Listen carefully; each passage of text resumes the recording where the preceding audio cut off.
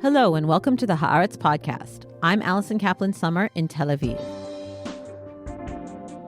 Prime Minister Benjamin Netanyahu's government made it official this week. Israel intends to conquer and control Gaza City for the second time during the course of the now 22-month war. But its reasons for doing so, exactly where it will lead to a full occupation of Gaza or not, and how it will affect the lives of the remaining hostages in Gaza has not been made clear to the Israeli public, not even when Netanyahu himself called a rare press conference this week to do so. Meanwhile, the world is having its say on Israel's determination to forge ahead with the war, with sharp condemnations, declarations to end arms sales and trade deals, and a sweeping trend of Western nations declaring their intention to unilaterally recognize a Palestinian state. Here with me to explain and discuss what's happening is Haaretz's own Amos Harel, our senior security analyst. Our conversation coming up.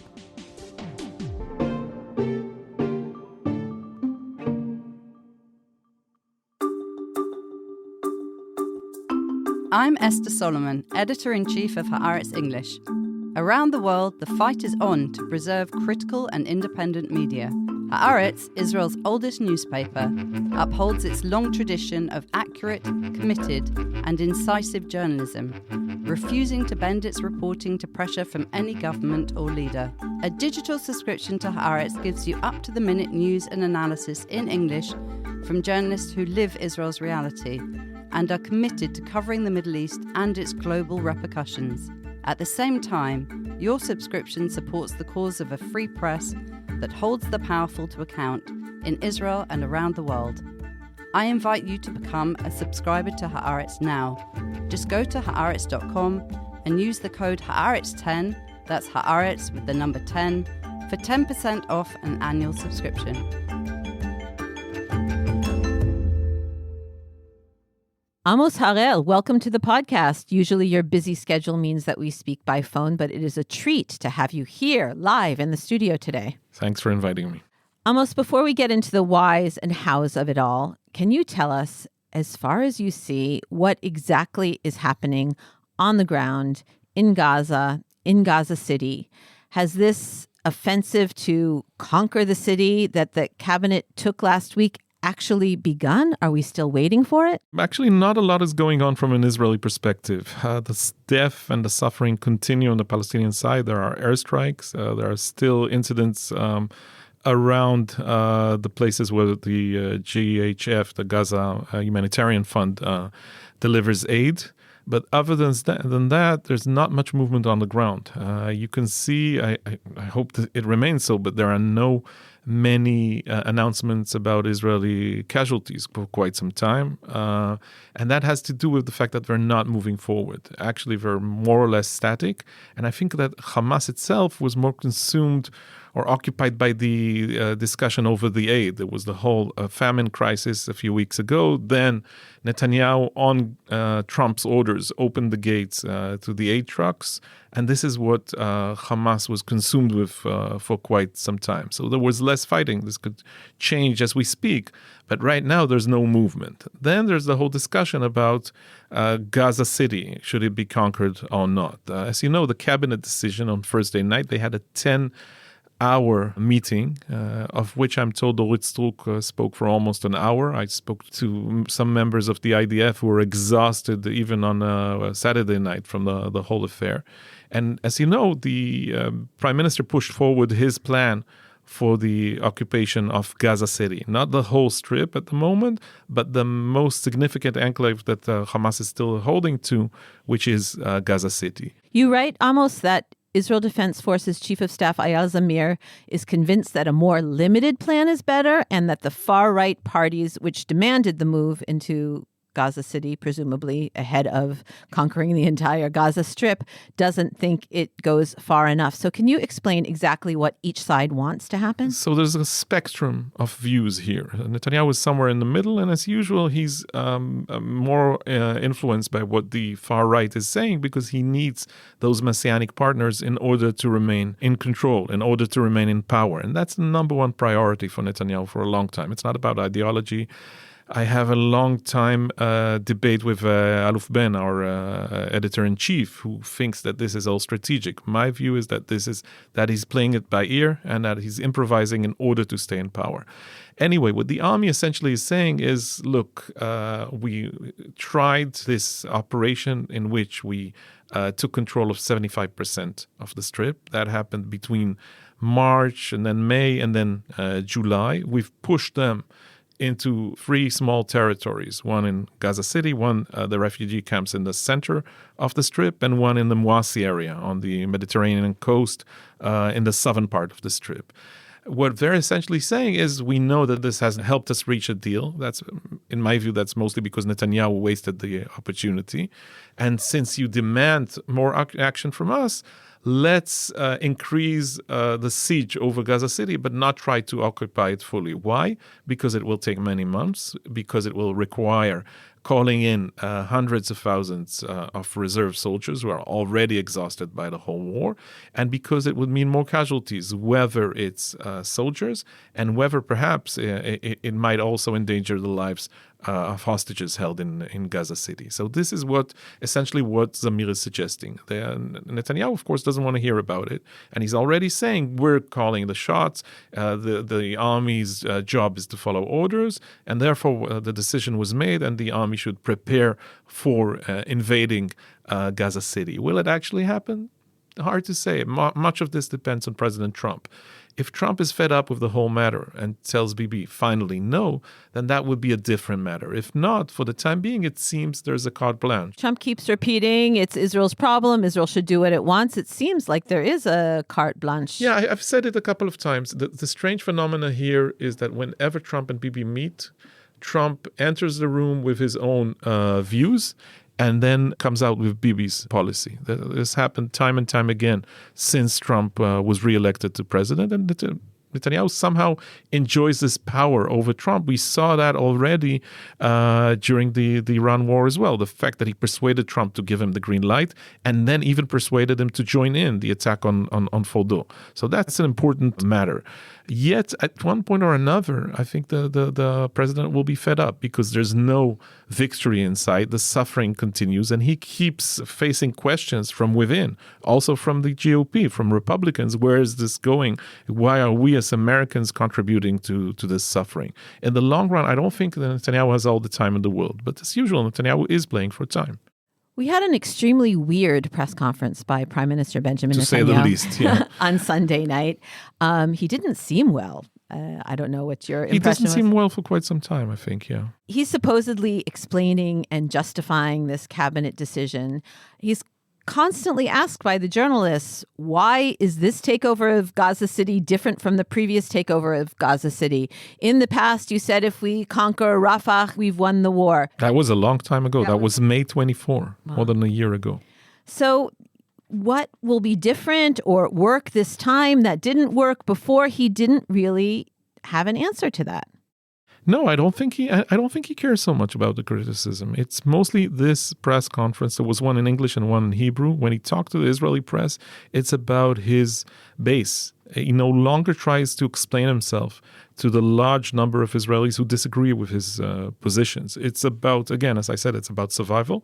And since he's under pressure from the right, his decision is to push forward with the plan. And under these circumstances, he doesn't mind. He doesn't mind retelling the narrative, the story. There's a different narrative now. He repeated that. You can hear that from political journalist Amit Segal on Channel 12 already 2 months ago. We heard that narrative that actually Netanyahu on October 8th already decided that he's going to change the Middle East. The course of events would be changed after the horrific attack from Hamas. And everything else was more or less pre-planned. He went to Rafah, he went to Gaza and then to Rafah, and then decided on Lebanon, and then Syria has collapsed, according to Netanyahu, thanks to him, and then Iran. So it's all pre-planned. A former general, Yaakov Amidro, who's close to Netanyahu, spoke on the Haaretz Hebrew podcast last week and claimed that this is in fact one of the most successful wars in Israeli history. This is the new narrative. This is what Netanyahu and partners are trying to describe right now. And in order to do that, sometimes you need lies, sometimes you need to bend the truth a little, and this is what the prime minister is doing.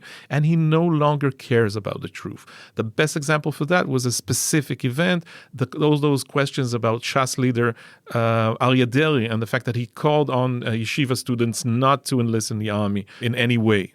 And of course, this has happened. This was reported by all the Israeli media, and the recording exists. People there was heard a the video. recording. You could play him, see and him yet say it. Netanyahu was asked 3 or 4 times and kept struggling with that and kept denying that this actually happened. This is the new Netanyahu. It's another world. A page has been taken from Trump's notebook, but this is the way it goes. And except for Channel 14, his mouthpieces from the far-right TV station who flatter him and grovel around him and so on, other than that, there was a constant bickering with the press, and this was done intentionally. He was looking for a fight because this is what the base wants. Our political columnist, Yossi Werter, wrote that basically when the public could see Netanyahu lying to their face about the Deri remark, how are they supposed to believe anything he says about the war? They're not supposed to. It doesn't matter anymore. He doesn't care about your feelings about this. And even if you're a mother to 2 soldiers who are about to fight in Gaza, he doesn't really care. He went to Nir Oz. The only reason he went to that kibbutz in the southern part of the Gaza border a few weeks ago was that there was enough pressure for him to finally do it. But other than that, he doesn't care. For a long time, I've been claiming this. I think that he has no real human feelings about the fate of the hostages. He doesn't really care about that so much. What you hear from him time after time, the top priority is survival. And there's a lot of self-pity. What the legal system is doing to me, what the media is doing to me, the way the public or some of the public treat his wife and so on. This is what he complains about. He doesn't really, you don't feel, he's faking it when it comes to the hostages. You don't feel any real sense of emotion or commitment. And this is why he can keep leaking contradicting stories. One day he's all in favor of an interim deal, hostage deal with only 10 of the hostages released, and then suddenly it changes and he's all he wants is a final deal to get this thing over. Do we believe Netanyahu A, Netanyahu B, Netanyahu C? It depends on the day. It doesn't matter anymore. On that topic, there were reports of a split in Netanyahu's inner circle over agreeing to a partial hostage deal or holding out for a full hostage deal or nothing. Close advisor Minister Ron Dermer versus Tzachi Hanegbi, who's had many decades of Netanyahu's being by his side. And according to the reports, Dermer is the one whose view is dominating, that it's all or nothing with the hostages. So there are already speculations about both Dermer and Hanegbi's future. I'm not sure that they'll stay along for a very long time. By now, it's Netanyahu and only Netanyahu. I don't think, maybe Dermer is different, but I don't think that he listens much to the advisors anymore. And you can see the reality around his office, how many of his current advisors or his previous media advisors are entangled in that Qatari affair and the investigation. There are so many things going on at the same time, but it's Netanyahu's show. There's nobody else. There's nobody who can say no to Netanyahu anymore. There's nobody who can restrain him. He plays it by ear, and it's only him making the decisions. And I think there's a growing influence, again, of both Sarah Netanyahu and Yair, his older son. You see them more involved. You see them leaking stories about their opposition to Zamir's appointment, for instance. Yair Netanyahu attacked Zamir publicly on Twitter. There are signs there that this is becoming more and more messianic, not in a religious kind of way, but the assumption that Netanyahu is a sort of a messiah who knows better than anybody else, and who's in a constant fight for his positions, and doesn't really care about the opposition, whether it's from inside the government, inside the army, or the public at large. So we've had the charges by Yair Netanyahu that Zamir is behind some sort of a coup against Netanyahu. We have the disagreement over the strategy in Gaza. And now we have our defense minister fighting with him over who gets to appoint senior officials in the IDF. I asked this of Aluf Ben, who you said you have some disagreements with on the podcast last week. Do you think that Eyal Zamir is not long for his job at Chief of Staff? Do you think he's going to go the way of his predecessors? Can Netanyahu afford to not lose him? I mean, he's already lost Defense Minister, Chief of Staff, Head of Shabak in wartime. But he's pushed all of these guys out. Exactly. Will he push Zamir out now too? That's $1 million question right now. There's the debate is quite heated. Zamir, Netanyahu did like him for the job. Netanyahu actually at the appointment ceremony said that I wanted you for the job 3 times, and finally I'm getting you, or something like that. But Zamir is quite independent by now, and he cares deeply about the army, and he feels responsibility both for the lives of the soldiers and for the fate of the hostages. Some of them soldiers, some of them served under him or under Halevi. It doesn't really matter. So Zamir is committed to that, and he doesn't like the way things are going, or the Netanyahu attempt to force this plan for occupying all of Gaza City. So he's an independent voice. Would Netanyahu take the risk and actually fire him or drive him to resigning?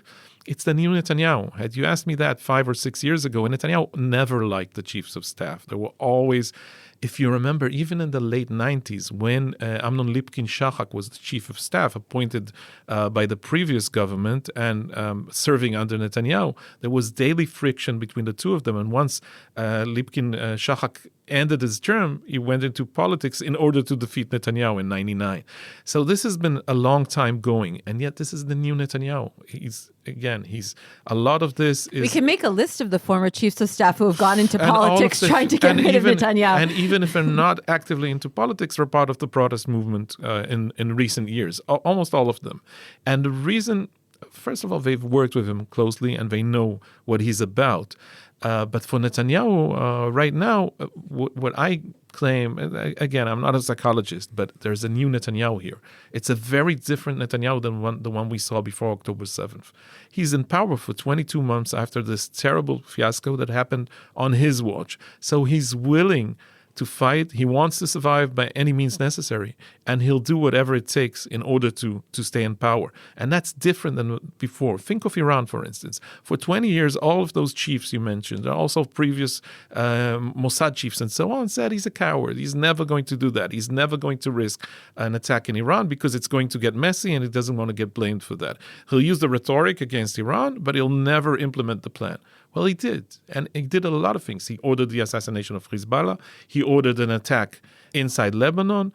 He was behind most of the offensives in those recent months and years. And that's because it's a different Netanyahu. So and at the press conference, he was constantly pointing to that, trying to distract from the mess in Gaza. Yes, but also I think that he's more willing to take a gamble here because it's also urgent and because he's fighting for his political life and also for his personal fate, because if not, he will be facing legal proceedings which are much more dangerous in his view if you're an opposition leader and not a prime minister.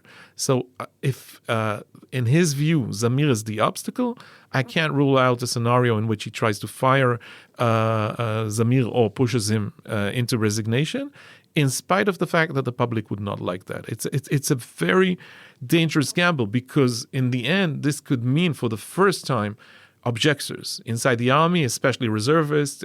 You remember there was this movement before the year 2000, mostly under Netanyahu in his first term, which was called Four Mothers, which was about pulling out the soldiers from Lebanon. And they became successful. Ehud Barak, who became prime minister, was convinced by their arguments and finally ordered the army out in May 2000. Could we have Four Mothers regarding Gaza? I think it's a possibility, especially if Zamir resigns, especially if Zamir warns against the implications. That's a whole different territory. We've never been in that terrain before. Well, we have more than four mothers in the hostage families movement. I mean, you've talked around it, but from what's happened this week, do we essentially see that Netanyahu is writing off the lives of the 20 remaining living hostages in Gaza? At the press conference, he didn't even acknowledge the 30 bodies of killed hostages there. But everyone's saying that, this Gaza City move is going to clearly endanger their lives. We've seen in the videos how close they are even to starvation. I mean, the Dermer Netanyahu philosophy is we've done what we can for hostages. We're not going to get the rest back. I still fear going that extra mile and saying that exactly in the way you phrased it. I'm not so sure. Maybe it's my own problem. It's in the eyes of the observer. Having said that, the signs are there. Meaning that it's hard for you to believe that an Israeli prime minister would just desert them to their death, leave them to die in the tunnels. And yet the signs are there. Look at ministers saying they're not hostages, they're POWs, meaning they can stay until the end of the war and, shit happens. Can we say shit happens on Sure. the Haaretz We can podcast? say- yes, we can. Yeah, this is the attitude, and you hear the same attitude from Yinon Magal on Channel 14, the most popular anchorman in the far right, who's already saying we are not going to stop this war because we worry about the lives of soldiers or hostages. This is the sentiment. We're preparing the public, or at least their base, to agree to such a scenario. Well, maybe this is the way God meant it. As long as we win, as long as we wipe out Hamas completely, then it's a price that we need to pay. Netanyahu hasn't said anything like that himself, but the sentiment is around him, and he usually doesn't mean what he says, and he doesn't say what he means. So in the long run, it's a possibility. This could happen, and in my view, it's extremely dangerous, not only for the fate of the war. It's about Israeli society. It's about the solidarity. You live here. You understand this. Look at the Gilad Shalit deal in 2011. Netanyahu himself, under extreme pressure for the various reasons, was ready to release 1,027 Palestinian prisoners, more than 300 of them murderers, serving life sentences, in order to get one soldier. For one soldier. So that was the old Israel, and it was about solidarity. It was about the fact that if you sent your boy into the army to a combat unit and he was willing to risk his life for the country, you'll do anything necessary to bring him back. And even more so if these are innocent civilians, either living in the kibbutzim nearby, hoping and thinking that they will be protected by the nation, or people who are dancing at the Nova Festival. And Netanyahu is ignoring all of that. He pays lip service, of course, to their plight. He talks about my wife, Sarah, how deeply she cares about that. We meet with the hostages' families and so on. You don't feel an emotion there. I've addressed that before. But that's a reality, and this is why it's frightening, because I fear that you may be right. Is there any basis in reality of the scenario in which Netanyahu says he would end the war only when there's a total victory, Hamas is stripped of its weapons, demilitarized, out of power, and he can hand control of Gaza over to some imaginary entity that he hasn't taken any steps... And which is not part of the Palestinian Authority and not part of Hamas. And that he hasn't taken any steps. I mean, even let's say it's run by the other Arab states. He hasn't taken any real steps to facilitate it. So is there any basis in reality for this claim that he said again at his press conference? Look, it's his dream plan, but it's not Smotrich's dream plan, because what Smotrich wants and claims and says publicly is force them out, force all 2 million Palestinians, call it voluntary immigration, but in reality it's forced immigration, and then destroy all of the Strip and then rebuild it for Jewish settlements. This is what Smotrich said last week or the week before. He said he wouldn't be satisfied with Gush Katif, which is 20% of the area, of the whole Strip. He wants the whole Strip for Jewish settlements. So this is one way of presenting the war goals. Then you have Netanyahu's way, which we don't know how would be achieved. And then you have what most of the public wants, according to all of the polls: an end to the war, bringing back all of the hostages, and a willingness to pay a huge price in order for this to end. For Netanyahu, some of these goals were presented in the past. Some were quickly forgotten. Why is this Netanyahu, this version of events, different or more convincing than others? There have been numerous press conferences during the war, especially the beginning of the war, which presented all kinds of goals and all kinds of timelines. He no longer says that a total victory is around the corner, but he does promise total victory. How to get there, considering the fact that the public is exhausted, that the public does not support it anymore, and that the army is exhausted. Every general, every colonel I talk to, 9 out of 10, let's say, think that this should be over with, that they need the time to reset, to restart, as they said, the army, to recover, to retrain the troops, give them some rest, and prepare for the next challenges. They're not talking the way Netanyahu does, but it's Netanyahu's call, and this is the way it goes for the time being. Is he serious about that? That's another question. He may be misleading us again. He may be playing for time. This may be an attempt to manipulate Hamas into conceding and agreeing to an interim deal. We'll have to see. Another thing that doesn't seem to move Netanyahu much is the entire Western world and beyond, including some of Israel's oldest allies around the world. Their decision to unilaterally recognize a Palestinian state as some sort of punishment or consequences for Israel's behavior in Gaza. I'm old enough to remember the old Netanyahu who would shuttle among all of the European capitals, doing what he could to get countries to support Israel in international forums. Support for Israel is dropping even in Congress, even among Republicans. Our Washington correspondent Ben Samuels is reporting on that on a regular basis. So has he just given up on support anywhere in the world except for the Trump White House? I think so. And I think he doesn't go there and visit with Sarah anymore because he has a problem with the arrest warrant from Hague. So he only goes mostly to the States. And it's mostly about Trump. It's no longer about the West. And it's actually used as a way to convince the base that he's right. If those people in the UK, Germany, France are against me, this is because they're anti-Semites, and it only proves that I'm doing the right thing in order to protect Jews. This is what he's using right now. Again, the new Netanyahu doesn't care. He was pushed into a corner alongside with Israel. I would claim that the way he handled the war is the reason for that, because remember, at least among the sane elements in the West, we were relatively popular after October 7th. The crazy radicals were celebrating in U.S. campuses already on October 7th, both celebrating Hamas' so-called victory and blaming Israel for genocide.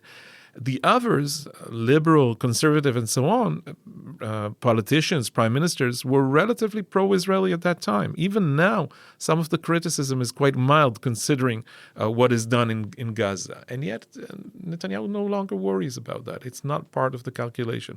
When it's all about personal survival, he doesn't care about our relationship with Europe. And one of the arguments I have with his supporters, these are imaginary arguments because they don't bother to debate, is that consider everything else that's happening. Consider the probable damage to our economy in the long run, what it will do to our technology, to our science, to our high-tech industry. This is all devastating, and the government doesn't do anything about this. All we hear are all kinds of propaganda about the anti-Semite international community and so on. So there's a base to some of those accusations, and we can talk about double standards all we like, and yet we don't address the actual criticism. So we have all this damage. We have a clear majority of the Israeli public opposing what is going on and happening. We have most of the world decrying and condemning what Israel is doing. And yet Netanyahu is forging ahead.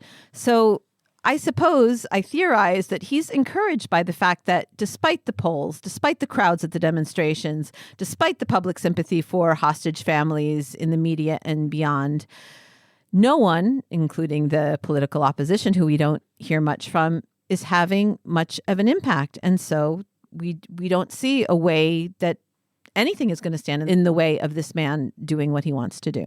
In the end, he's a mastermind when it comes to politics. He's way ahead of the competition.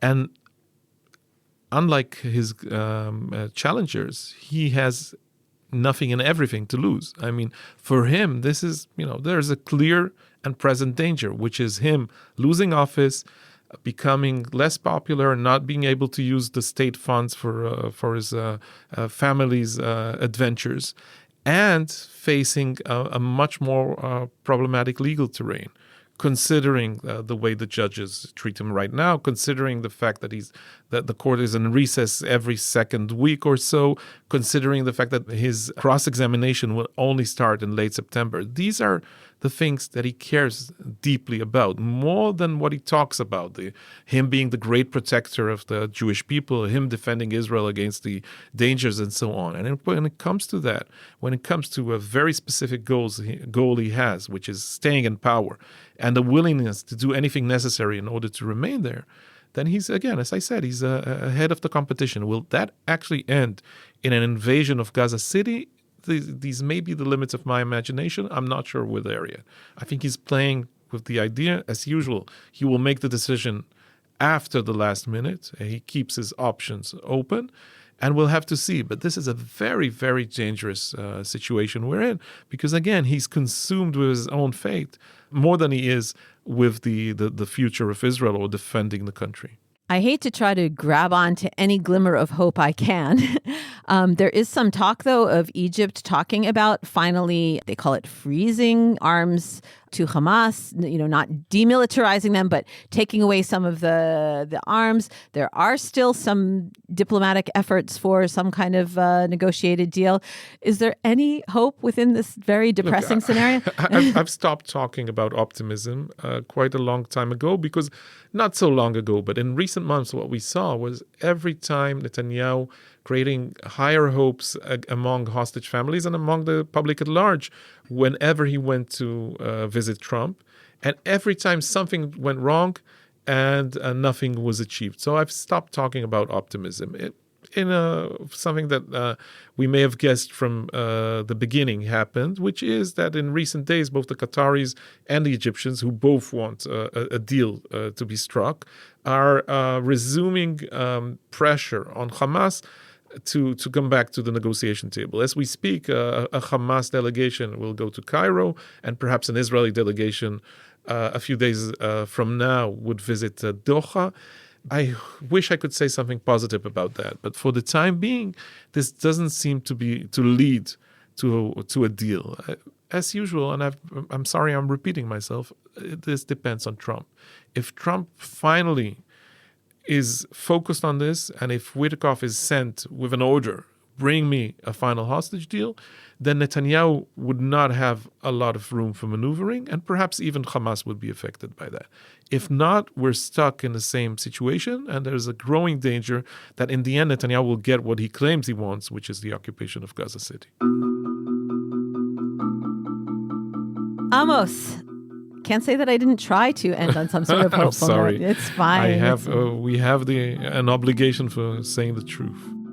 Thank you so much for coming on the podcast, My as pleasure. always, and sharing your wonderful and insightful analysis of a very troubling and dangerous situation. Thanks for inviting me. And that's it for this episode of the Haaretz podcast.